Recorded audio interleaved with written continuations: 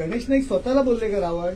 कुणाला बोलले गणेश नाईक? अप्रत्यक्षपणे त्यांनी एकनाथ शिंदेकडे रोष दाखवला असं वाटतं का? एकनाथ शिंदे साहेबांकडे अप्रत्यक्षरित्या रावण खलनायक का ठरला? त्यांनी दुसऱ्यांच्या बायका पळवल्या, सीतामाईला त्यांनी अपहरण करून त्यांच्या लंकेत घेऊन गेले, म्हणून रावण खलनायक ठरला ना.